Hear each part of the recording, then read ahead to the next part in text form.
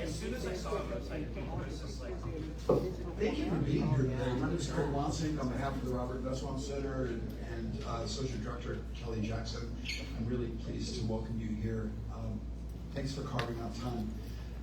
Here at Virginia Wesleyan, Dr. Garrett works on economic freedom and conflict economics and the real world limits of markets economics and public policy.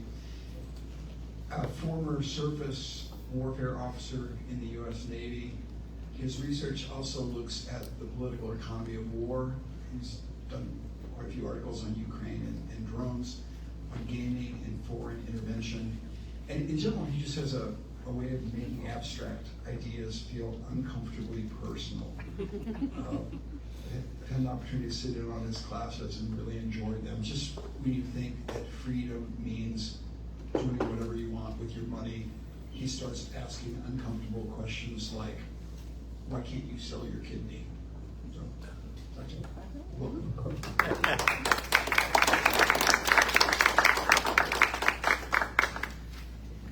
Perfectly normal, right? That's the idea. All right. I have a bit of time to spend with you all today. And I thought we would talk about whether or not you're free to trade.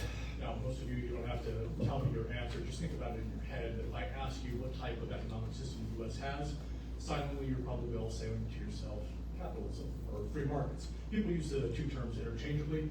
You can quibble with that at the highest levels of talking about this kind of stuff, but for the time being, why don't we just say they're basically the same thing here. So if we have a free market, that must mean that you're free to trade, right?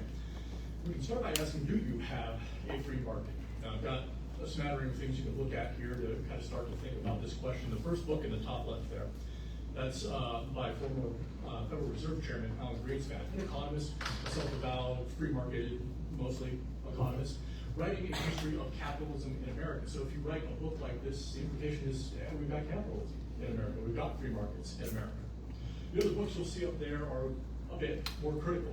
Why capitalism fails, why it's failed particular communities, why maybe we would try to look for a different system in the future. All of these are also indictments of free markets, since we're talking about capitalism and free markets in kind of the same breath here. The books are telling you something. We've got markets, we've got capitalism, it's bad. Not all of them. Greenspan is somewhat a fan of free markets, despite some of the things he did. But that's the general agreement. You ask people around town, you ask people here, you ask people in academia, what does the U.S. have? We have markets. It's just a disagreement about whether or not they're good or bad. The fundamental assumption is we have them. You take a look at protest signs up there too. Here and here. Capitalism's not working. Knock it off. No bailouts for big corporations. If you stop and think whether or not when you're describing free markets, corporate bailouts are a part of that, then you might start to wonder if these protesters actually know what they're protesting. But there's the assumption. America's capitalist. America's got free markets. Why does that matter? Well, you look out into the world, you look out at least into the United States, and you will find economic problems. I hear about affordable housing being a problem. I hear about the cost of medicine or insurance being a problem. The cost of tuition, obviously. Food deserts, whatever that means, certainly a problem of our economic system, right? You can put a dollar sign on those problems, and so people point to capitalism, but point to free markets to tell you that the source of the problem must be that. Now, it could also be scarcity. It's just not enough stuff in the world to satisfy everybody's wants all the time. So that's a possibility. The other possibility is, yeah, we have markets, kind of. We have markets more than the rest of the world. We have a lot of interventions into our markets, too. This is the only slide like this I'm going to bother you with, so don't let your eyes glaze over just yet. In fact, if you want to make it simpler, just look at the numbers on the left-hand side there, 4, 5, 6, 7, up to 9, but still, this is the U.S.'s ranking amongst the rest of the world in terms of how free their markets are. Now, that's measured against the size of our government, the stability of our property rights and our legal system, the regulatory burden we have, how free you are to trade with foreigners, etc. You can boil all that down to a rough comparison to other countries in the world. And as you can see, according to the Fraser Institute, at least we rank high. That is, yes, America has free markets, comparatively speaking. I'm going to lean on that word a lot, comparative, because I think it matters. We're freer than most, but maybe the bar is kind of low. Maybe we're freer than most, we're the best, we're the most free, but kind of a bad bunch. And maybe those places where we are not free to trade, exploiting some of the problems that you see around you in the world today. We're free comparatively. If that's the case, then any economic problem you see might stem from scarcity. As I mentioned, it might stem from our economic system, capitalism. It might stem from the ways in which we interfere with capitalism too. So to illustrate that point, I'm going to take you through a very silly story about my day. This day didn't happen, but some of the things that it did happen, and all the laws and regulations that you'll find in the story are very much real. It starts with breakfast. There I am trying to eat my cereal after I wake up and sit down and I pour the cereal. I'm about to pour my milk, and in through my door busts a police officer to tell me that milk is illegal. The milk is illegal because it's raw. Kind of weird. Humans have been drinking raw milk forever. You can still get raw milk today. And in fact, me and my family prefer it because we've got a little bit of lactose intolerance in us. Turns out, you drink the milk from the store, it might upset your tummy a little bit. You drink raw milk, at least for us, no problems, which is kind of a nice option to have. But you're not allowed to sell raw milk in Virginia. In fact, it'll get you a $1,000 fine and 6 months in jail for your trouble. I'm not free to trade in that kind of milk. People aren't free to sell me that kind of milk. Now, I did say I've been drinking that kind of milk for a while now, so you might be asking how I get it if it's illegal. And the answer is I don't buy the milk, I buy a portion of the cow. It's a legal loophole, right? Now, instead of being able to just buy the milk that I want to feed my family without them getting gastrointestinal pain, I have to be part owner of a cow and then receive some portion of the output of that cow, rather than just being able to go to the grocery store and buy a gallon of milk, the same as the rest of people. What effect does this have? Well, it makes it more difficult, more expensive, less predictable for me and my family to be able to get the food that we want, compared to if I could just go to the grocery store and buy it. Now, it's frustrating. Unable to get my cereal, I go into my backyard to get some eggs from my chickens. But the police officer beat me out there. He's arresting my chicken. It's because it's not legal for me to raise chickens in my backyard, not in my neighborhood at least. It's not zoned for that. And you might be thinking, all right, there's good reasons for that. Maybe there's health concerns, maybe there's noise concerns, but look at the type of trade I'm forbidden from engaging in. I'm not free, right? I can't go to my neighbors and say, I understand that my chickens might cause some nuisance, either in terms of health or in terms of noise. I'm willing to pay you for the nuisance, either in eggs or money or whatever else. They're not free to sell their tolerance of the nuisance, and I'm not free to buy it. It's an I can't engage in this type of trade, even if both parties agree that they'd like to. And then there's the claim that it's for health or nuisance reasons, and it's a little bit dubious, in part because you can look at other communities, other counties all across the U.S., and what you'll find is there are plenty of them that do allow you to grow chickens in your raise chickens in your backyard on the amount of land that I have. So one of these counties is wrong on the health claims at least, but there's a type of trade I'm not allowed to engage in. If I can't eat, I'd at least like to go get some water. And I go with my glass, and lo and behold, there's half the department there ready to tell me no. What I wanted to do was catch rainwater and purify it, like people have been doing forever. It's easy enough. I've installed a first flush system so that all the debris in the bird poop goes away before the cleaner water then falls through a cloth, a filter, then into sand, into gravel, into charcoal, and then for good measure I boil it. But guess what? That's illegal. I'm not allowed to catch my own rainwater and drink it in my own house, risking only my own health, because Virginia says no, as most states do. Instead, I am pushed into a different type of trade. I'm restricted from being able to freely do this for myself. I have to buy a system that costs anywhere from $2,000 to $10,000 from a state-approved vendor. What does that do? Well, I was trying to save a little bit of money. I can afford to take the hit. A lot of you can probably afford to take the hit, but what about some of the poorer families in our communities who would maybe like to get a little free water that they're willing to put the time and effort into? This type of system not that expensive, but we're telling them no. What does that do to the cost of living? I wonder. Beyond that, frustrated that I can't get my breakfast or even some water, I go to my office to take care of a little bit of admin. I wanted to invest in my retirement, right? And I have. Starting at age 16, my dad opened a Roth IRA account for me. He put a couple $100 in, and then much to the frustration of young Dr. Wood, I had to save 10% of every paycheck and put it into this IRA. I'm glad I did, right? Now that I'm this old. I'm glad that my dad made me do that. And I go to make some more contributions, but the problem is when I got married, my wife and mine's combined income is now too high. That is, it's illegal for me to contribute to my Roth IRA because we make too much money. Now think about what that means. I'm trying to be a responsible person, to live not within my means, but below them, so that I can save money for my twilight years, when maybe I'm not so productive and I'm not earning so much money, and I desperately do not want to be a burden on my children, or the state for that matter. I'm not allowed to. I can't save for my own retirement the way that I want to because the law says no, I can't engage in that trade freely because I make too much money. And I can tell you right now that the amount of money we make doesn't feel like too much, but I'm instead forced into a different type of trade, a normal IRA or 401k or whatever else that is tax deferred today, but then I have to pay taxes on it when I want to draw that money out. And I'll let you guess whether or not I think taxes are going to be higher today or in the future. Now, I see the police officer leave. I go to take care of some other admin. My wife needs a new car. I go onto the Ford website to buy her a new one. Should be very simple. Ford makes cars. I want a car. I click buy.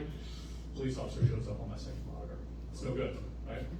I can't just buy the car from Ford and have them deliver it to me. I'm not free to engage in that trade. Rather, Virginia, as basically every other state, mandates that you go through a third-party local dealer first. Ford cannot sell me the car, even if they're willing and I'm willing to pay the price.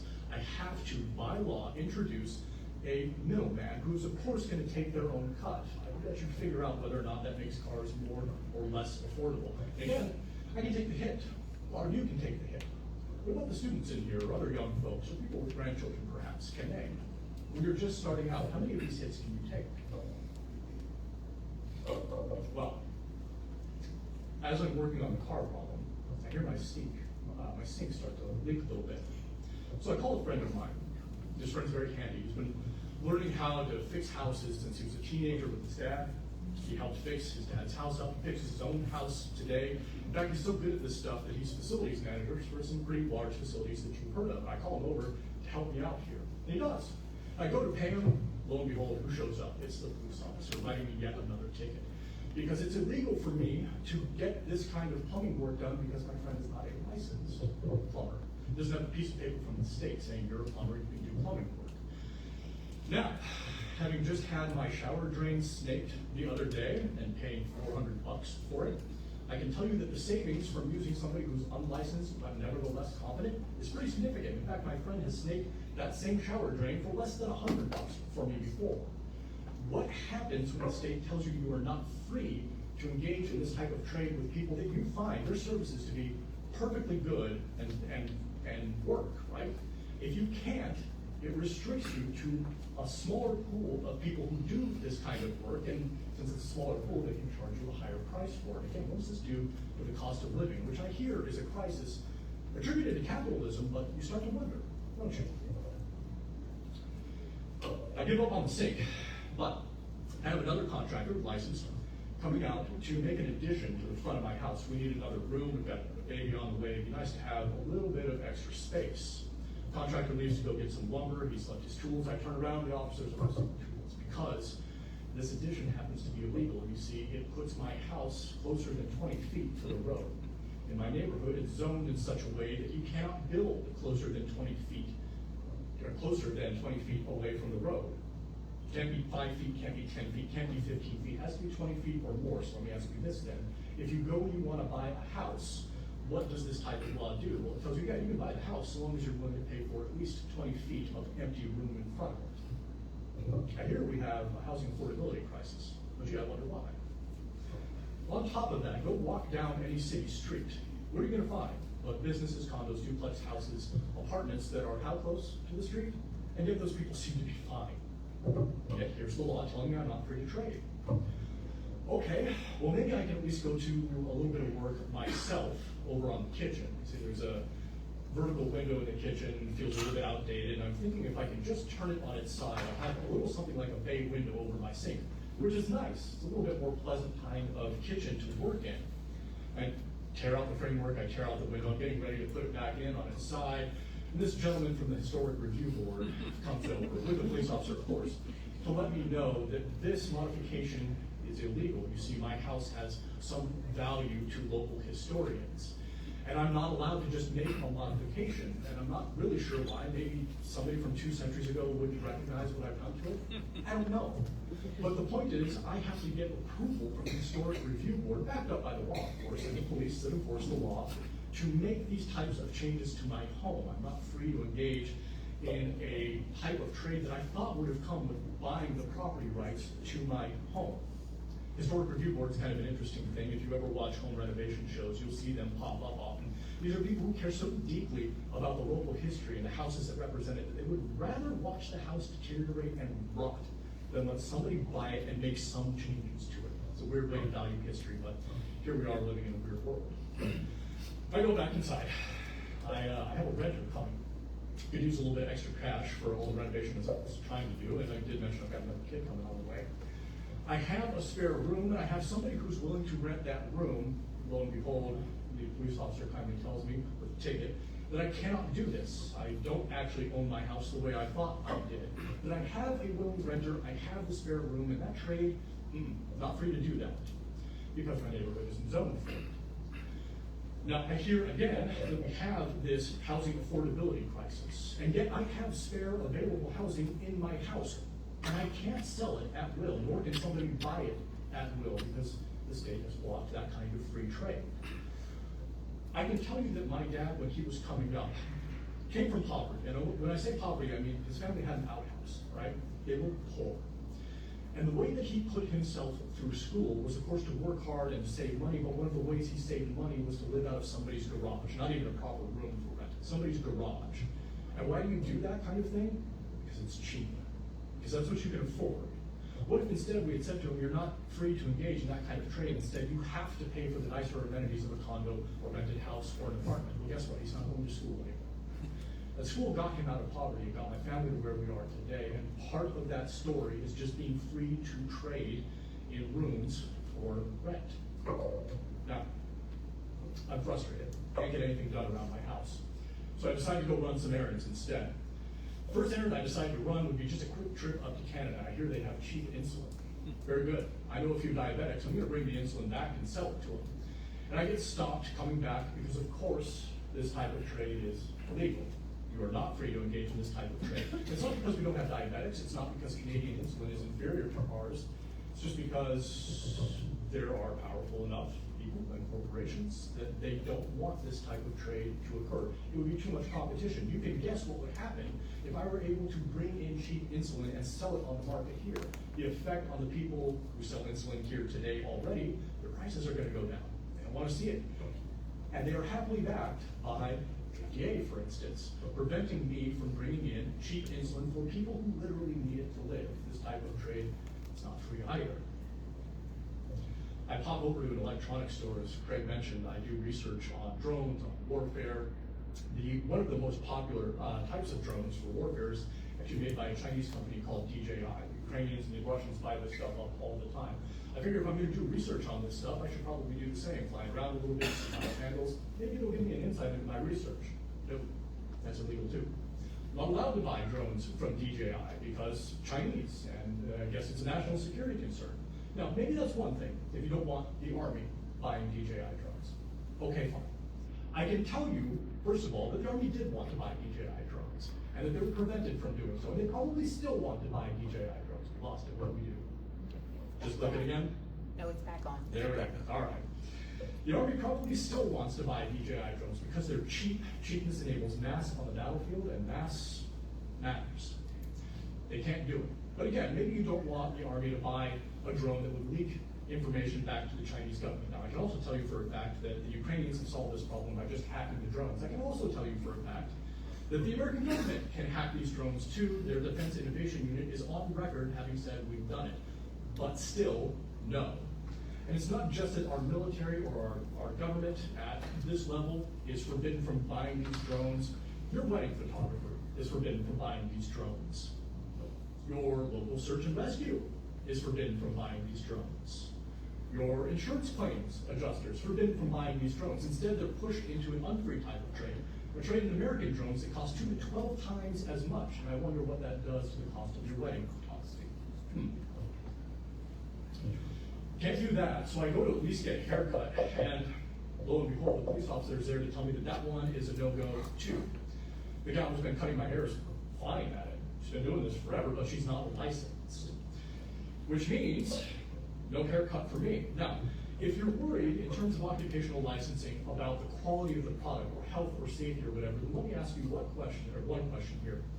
What damage could she possibly do to my hair that can't be fixed by letting it grow for a couple weeks? Any? None? I didn't think so. But for her to get the license, to become qualified to cut my hair, which is something I think most people can figure out how to do pretty quickly and cheaply on their own, for her to get the license, it will take her 1,000 to 3,000 hours worth of training. Maybe that sounds like a lot, maybe it sounds like a little, so I'll give you a reference point. If you want to fly, if you want to get a pilot's license, it's 40 hours in the sky. If you want to fly commercially, it's 250 to 1,500 hours, half as long as it might take this hair cutter to get licensed by the state. I wonder what that does to people's ability to break into the market, to get a job, to get started, never mind to just get their hair cut cheaper. I think I've solved the problem, because my next stop on my trip of errands out of town is to the dentist. Got a cavity, we gotta take care of it. This dentist is licensed, so I'm in the clear, right? Got licensed in New York. He's about to work on my teeth when two officers with white coat envy show up and tell us, no, that's not legal either. And it's not illegal because the dentist doesn't know what he's doing. He's licensed in New York. He was doing fillings on people yesterday in New York, but he can't do them today in Virginia because Virginia, like most states, doesn't automatically recognize another state's licensing. Are teeth any different in New York than they are in Virginia? They're not. It makes you wonder then, if it's very obvious that health and safety concerns are not the primary factor in not recognizing another state's license, then who does this benefit? And if in your head you're saying Virginia dentist, you're correct. Not free to trade there either. Now my son's been in the back car with me all day, and he's been very patient, good problem, right? And I decided I would like to treat him. I want to raise him right, reward him for doing good things. I decided to go get a Kindergarten. I remember my mom bringing these home from Germany after her trips there. Fun. If you've never seen one before, it's a little chocolate egg, hollow, little capsule inside with a toy in it. Chocolate's not that good, toy's not that good, but the surprise is fun, and having the two together is a good time. So I want to get one for my son. Can't do it. It's illegal. Stated reason is it's a choking hazard. Now you can get pseudo Kinder eggs in the United States. The capsule and the toy are only partially encased in the chocolate. Not as much fun, no surprise. But think about the stated reason for a minute. We don't want our kids to choke. Okay, do German families want their kids to choke? Our kids across Europe choking on these things all the time? The answer is clearly no. But still, I'm not allowed to buy it. So then you have to ask yourself, why? Well, take a look at what else is on the aisle there. If you had your little toddler son or daughter looking at these different options, they're probably going to pick the fun surprise chocolate toy egg thing, and maybe not the Snickers or the M&Ms. I wonder if any of those companies had something to do with making sure Kinder eggs don't make it to this market. It's not free to trade there either. All right, can't run my errands. I have one last thing I want to do. My idea here is that I'm going to open up a restaurant on the side, operate it during the summer. It's a little spare source of cash. Now, I found a nice neighborhood with some wealthier residents, and I found an undeveloped lot there that I would like to build a restaurant on. And of course that's illegal because the area is not zoned for a restaurant. But if any of you have lived in a neighborhood where there's a nice restaurant walking distance, it's a great perk. I petitioned the zoning board then for an easement, and by the grace of God, they opened it. I get to work building my restaurant, and then a neighbor shows up. Not even a neighbor, somebody from the other side of the neighborhood who can't even hear the construction. And they tell me they're gonna fight this in court. And when I look online, I see that, yeah, actually people in Virginia Beach have fought this kind of thing successfully in court. This guy could ruin my business for a nuisance that is kind of hard to even recognize on his part. So I decided to buy him off, right? Gave him a couple $1,000. I offer him a free appetizer every time he comes into the restaurant. And I can finally get back to work. If you're curious though, other projects are not always so lucky. I know of projects, multi-million-dollar apartment complexes in certain states, in certain cities, that were stopped from being built because they would have cast too much shade on somebody else's property. I hear again that we have an affordable housing crisis. Well, you know what would solve that? A few more apartments, a few more buildings. But if that can be shut down because somebody doesn't like that they lose an hour or two of sun when your building goes up, you're not very free to trade then, are you? Now, like I said, I bought this guy off. Small bribe in terms of food and money. I'm back to work. But if you don't know anything about restaurants, they operate on razor-thin margins. And I decide, in order to save a buck, I'm gonna go with a modern, single-pane window. They're less energy efficient than double or triple pane, but they're still way more energy efficient than they used to be, let's say, even in the 80s. a top-end single-pane window cost me about $400. I started installing them. In fact, I turned around to go and install the very last one, and when I turned back around, there's the police officers arresting my windows and taking them off to jail. You see, it's illegal to put a single-pane window up in a new building. According to the building code, I have to use a double or triple-pane window, which might cost me $1,200 rather than $400. You ask yourself, how many restaurants can afford to just spend 3 times as much on the things that they build their restaurants out of? And the answer is probably not many. Well, what kind of energy savings am I getting out of this? Because of course I'll hear you say that the more efficient windows will pay for themselves, and that's true, in about 7 years. Most businesses, never mind restaurants, not most, excuse me, about 50% fail within the first 5 years. I might not even see that 7-year point at which the windows begin paying for themselves. Not free to trade there either. Of course, if I do get it built, by the way, what would happen to the price of the food? Start to get it. I have another idea. Since I have to pay so much more for this project, I figure I've got to make it stand out a little bit. Now, when my wife and I went on our honeymoon in Iceland, she's gluten sensitive, and we had the bread there, no problems. She had absolutely no problems with it. In fact, she liked it so much that she wished we could find a place back here that made Icelandic bread. We found one in New York. I decided, okay, for my restaurant, I will have this Icelandic bakery in New York bake their bread, we'll ship it down here. It'll be this kind of fun thing I can put on the menu. I contract with a European flag and owned vessel to pick up the bread in New York and bring it back down here to Virginia. And then there's an officer on a jet ski with an opinion about it. You see, this is in violation of the Jones Act. Any ship loading American goods in one port and delivering it to another port has to be wholly U.S. owned, U.S. flagged, it has to be U.S. insured, and it has to be U.S. accrued. You can imagine what that does. If you eliminate competition in picking up goods and transporting them between ports in the United States, if you just say no foreigners allowed in that type of competition, you can guess what's going to happen to the price of transporting goods between U.S. ports. When there's less competition, prices go up. So I'm in violation of the Jones Act now. And now I turn to one last idea I have. I figure, okay, how many of you have heard of tonka beans? The answer appears to be 1. Yes, very good. The problem with tonka beans is they're legal in the United States. The stated reason is that they're poisonous, they'll damage your liver. Now, they're not illegal in Europe and South America where they're commonly used to flavor dishes. In fact, 1/8 of a teaspoon of one tonka bean is enough to flavor 6 to 8 dishes safely. In order to get the liver damaging effects of eating tonka beans, one person would have to eat 30 whole beans in one sitting. But they're legal, again, for health and safety reasons, of course. And maybe this is correct. I would hate to live in a country where you're just legally allowed to consume things that would damage your liver.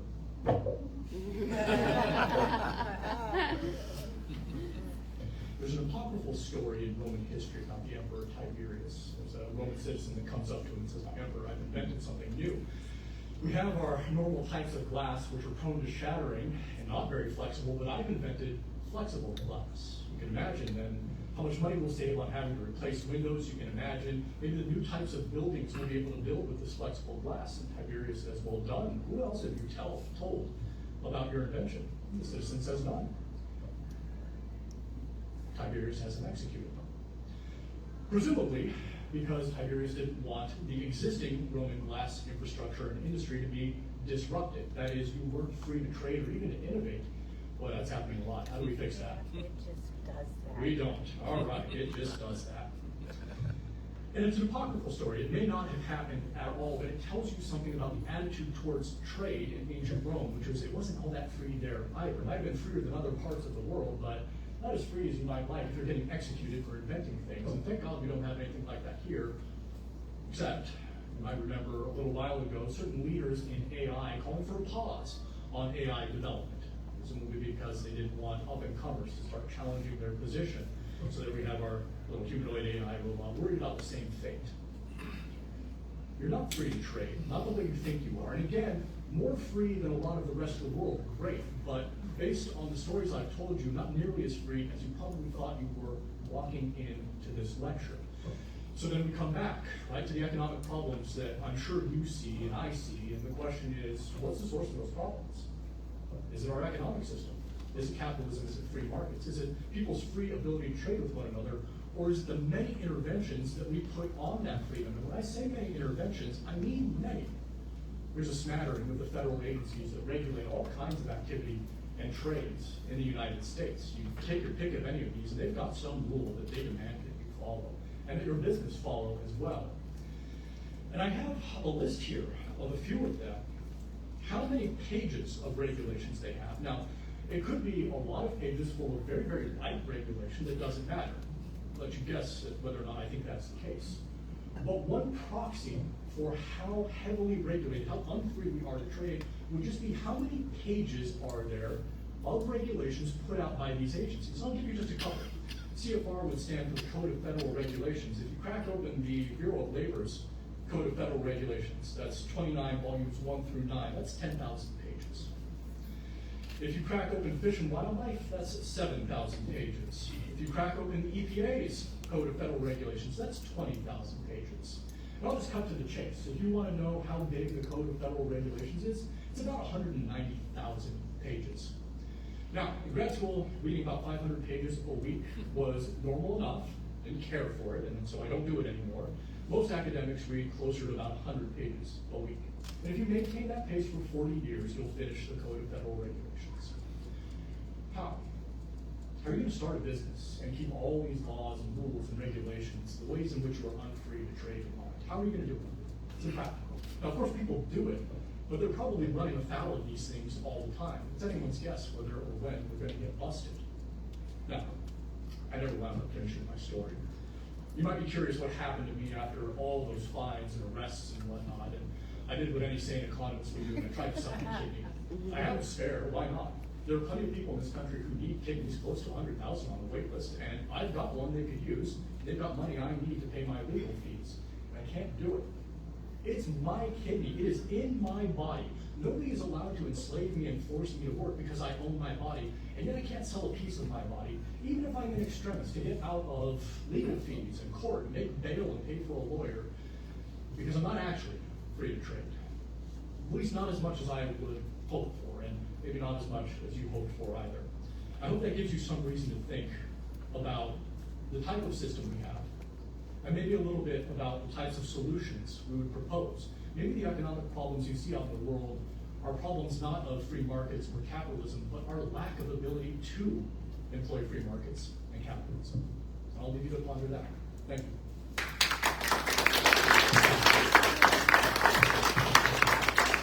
I think we have time for questions if there are. Yes, sir. So, with the proposition of, let's say, kidney trading, how would you, if a market were completely free, let's say you could sell your kidneys, essentially sell anything you wanted, how would you avoid this sale of kidneys from disproportionately affecting poorer people and therefore negatively affecting poorer people's health compared to rich people, when you might have a situation where poor people are selling their kidneys for their basic income that they need to survive, where I can't think of one single reason why a rich person would ever sell their kidney. What's a poor person's chief problem? What'd you say? What's a poor person's chief problem? Lack of money.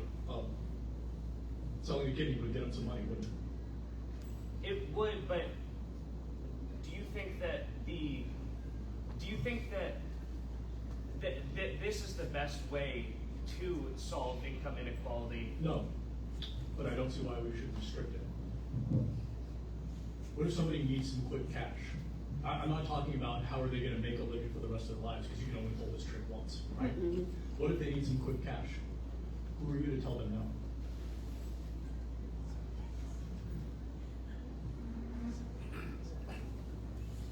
It feels coercive. It feels like there is... Putting a gun to your head is coercive. If I give you money for something, it's kind of the opposite of coercion. I've made you better off. The only reason you would part with the thing is if you value the money more than the thing. It could be a house, it could be the clothes you're wearing, it could be your phone, it could be a kidney.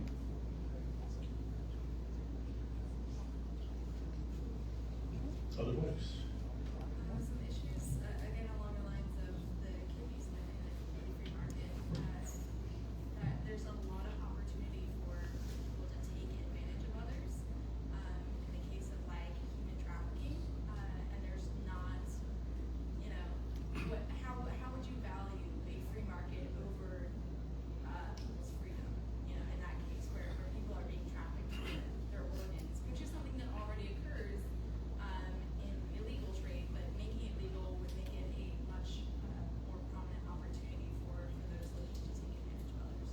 let's test the logic, okay? What do you reckon happened to the illegal market for marijuana in Colorado after marijuana was legalized? It balanced out. I'm guessing fewer people went to the black market for their weed. Do you agree? Okay. That takes them out of the black market. There's a couple problems with the black market. Chiefly violence, right? How do you get people out of a violent situation? You make a peaceful, legal alternative available to them. Same with kidneys. I think the issue here though is the part of the benefit of going to the black market is that things are cheaper because, you know, people are able to, if you're looking at one human trafficker who is able to acquire 40 kidneys from people and pay them either nothing at all or very little for what they're providing, which is the kidneys, then they're able to sell them and make a higher profit. But to the extent that the kidneys are cheap because these people have been captured and turned into essentially organ slaves, I stand shoulder to shoulder with you in saying that people shouldn't be slaves. It's illegal. It's already illegal and it's happening anyways. What would be the harm then in making it legal for somebody like me who is not being coerced to sell my kidney? And if I can, what effect does that have on the price of kidneys? They go. As the price comes down, it becomes harder and harder for the illegal operators to cover their other operating costs. You can't just be a kidney harvester as a human trafficker. You also have to be very good at either avoiding paying off or fighting the law. None of those things make you a good kidney harvester, right? They make you a good illegal operator. One of the reasons it's cheaper for a lot of marijuana dispensaries to operate in Colorado than, say, their illegal counterparts is because they don't have to pay off, fight, or avoid the law. You can just open up a building, right? And sell it that way. No extra costs.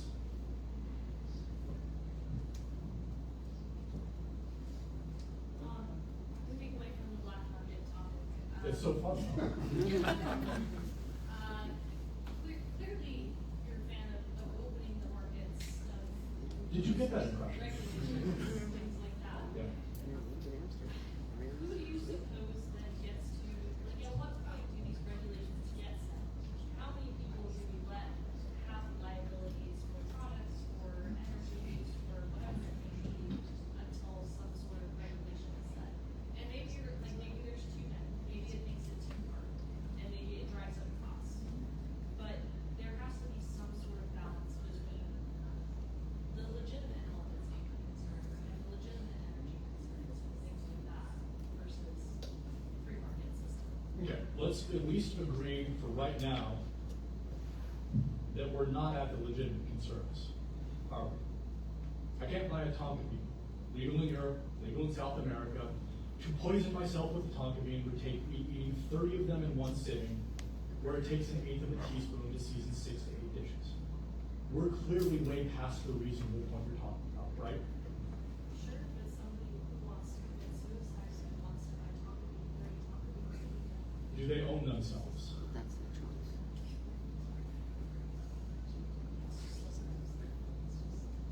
Well, no, seriously, do they own themselves? Can you take your own life? It sounds ridiculous, but what is Canada doing right now with medically assisted suicide? I think I've lost one. I think there's a difference between medically assisted suicide and what she's talking about here, which is that there is usually a long process of evaluation that a person has to go through. Do I think that there should be medically assisted suicide? Absolutely. There are people whose quality of life is so low that they may resort to that option, but this is very different. Not really. The question is whether or not you can kill yourself, not how long it takes to kill yourself. Do you own your own life? This is good. You can You got an answer right there. Yeah, but I haven't convinced you, and I'm curious why not. I think that to say that I need you people have 50. the right to kill themselves You better feed me a lot. without any kind of intervention.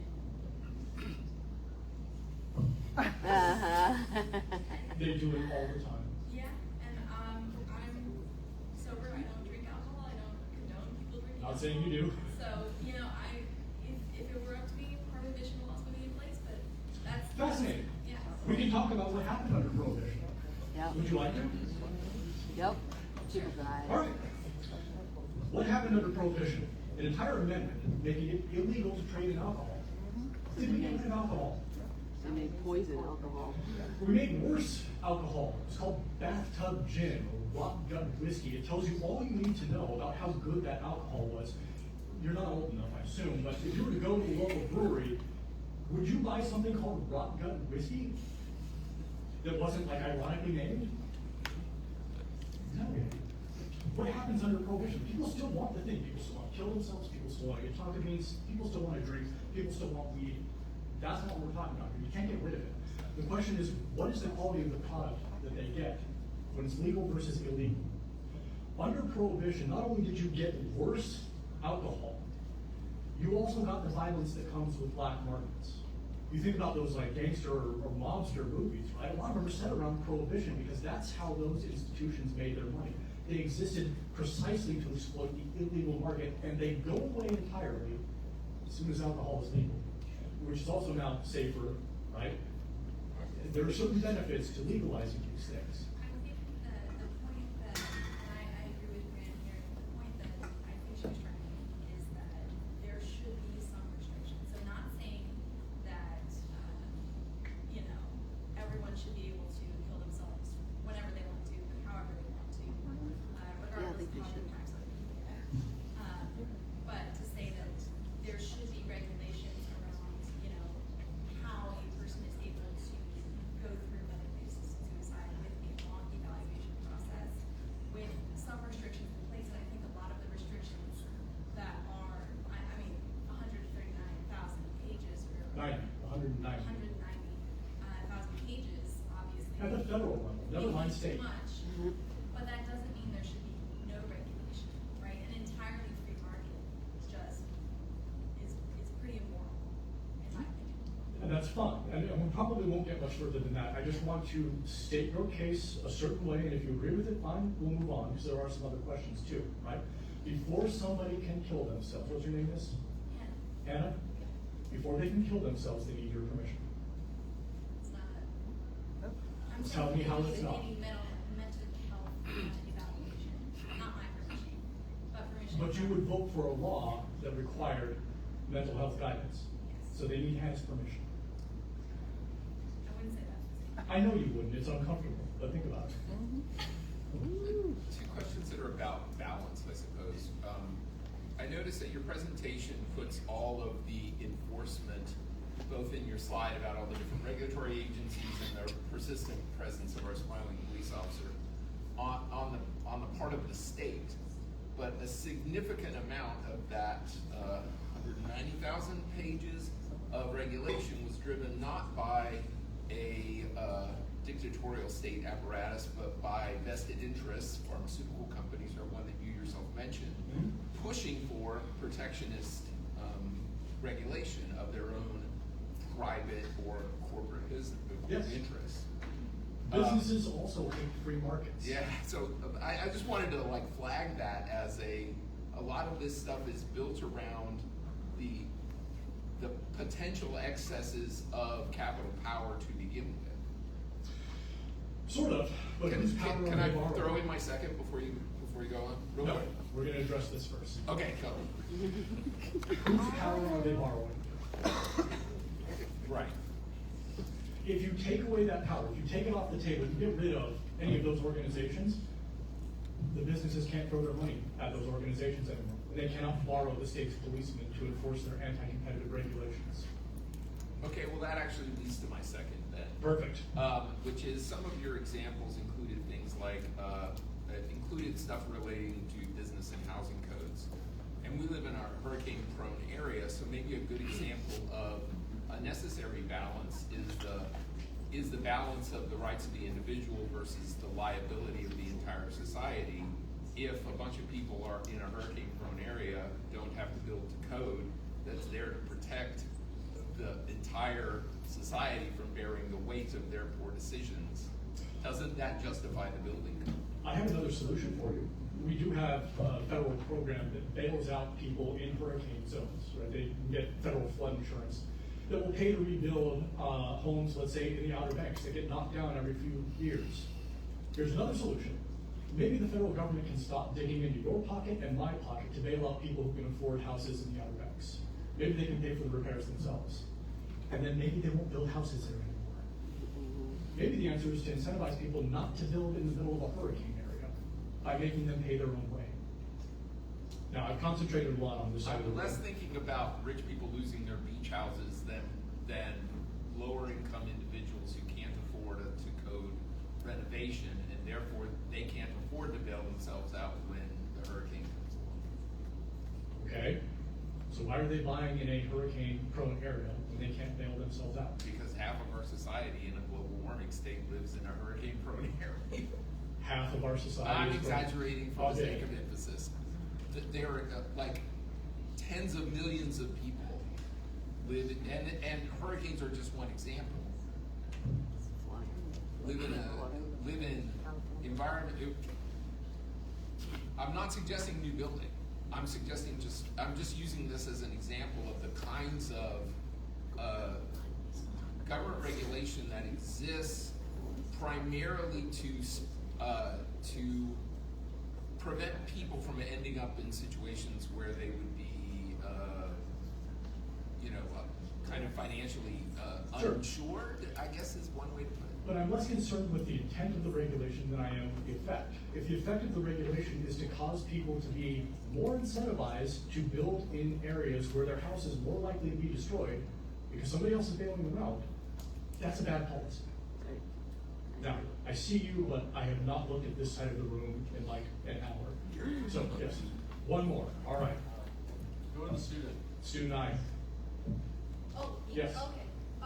Yeah, so I just wanted to say that I definitely agree with some of like the points that you made where like choice is an illusion. Like there are so many things where we don't really think about till it actually happens to us, and where some of these regulations just don't exactly make sense. It basically deters the idea of a free market. But at the same time, I feel like some of the examples you did provide would basically set up systems to make poor people desperate. You're gonna make, I just feel like these systems will make poor people illegitimized to be actually to be doing these things. Like for example, how you brought up like the Canadian insulin and being able to bring that over. Like I understand the point where insulin here is really expensive, and it would be very beneficial getting an outside source where it's less expensive to people here. But what are like the parameters of that? Are you just gonna have random people who like don't really understand like the entire process of what it takes for like something that serious to like start a business of that sort or like a market of that sort? It's just like Well, it's this is just the that. beautiful part about markets. The ones who don't understand it and underestimate the challenge, fail. The ones that do get it correct make a profit. It weeds out the failures and encourages the How are you gonna have successes. people convinced and like basically deal with or like basically bet their life that it will be okay? Like like the chances that they won't suffer any sort of like health What, effect. taking Canadian insulin? Well, yeah, but it's unregulated. It's like the argument I'm saying that you're gonna make this type of system you're setting on make poor people desperate. You're gonna the unregulation of it just without any sort of like balance, like what has already been said in the other questions. Okay. Do I have time? There are two ways to deal with the problem of poverty in a society. The first way, the one that everybody thinks of, is you take money away from people who have more of it, and you give it to the poor people. That's one way. It comes with some interesting problems, too. Maybe you know a little bit about how trust fund kids behave. Okay? I'm not saying everybody behaves that way, but that's a solution that comes with some pitfalls that you have to be careful of. The preferred solution for your average economist is not to give poor people money, but to make the things that they buy cheaper. The surest way to do that is to make more things. The example I'll go back to would be affordable housing. What makes housing so expensive in this country? The answer is we don't build as much as we need to keep up with demand. Part of the problem there is if you want to buy some house, you have to buy 20 feet of empty land in front of it. Part of the problem there is if you want to build an apartment complex, you have to make sure it doesn't throw a little bit of shade on somebody else's property. Other parts of the problem include very stringent building codes to include not just like, oh, you have to have double or triple pane windows. In some cities in this country, you not only have to have the triple pane window, it has to have an expensive glaze on the outside so that birds don't fly into it. What does that do to the price of housing? But I would also argue massive corporations are also contributing to this problem. Like, I mean, I understand like how some of these things can be very like unnecessary, but it's like, I also think we should also tackle the idea of big corporations, like, that basically buy all the housing if you can, yeah, so. Have you looked at how much housing institutional investors have? 1 to 2% of supply. You know, a week from today, we had 3 professors here, Travis Mullen, Eric Mason, Sally Shedd, and they're going to talk about the freedom to laugh. A bit different feel than today, I'm thinking. You know, it was interesting. I remember one of the first times this issue came up for, well, I won't go into that. So many interesting issues that we had to hear for even a little bit longer.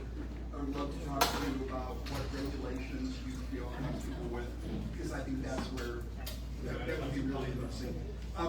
Thank you. I hope all of you, if you aren't feeling a little uncomfortable, then take the earplugs out. I hope all of you are leaving here with more questions than you came with. Yeah. Thank you so much.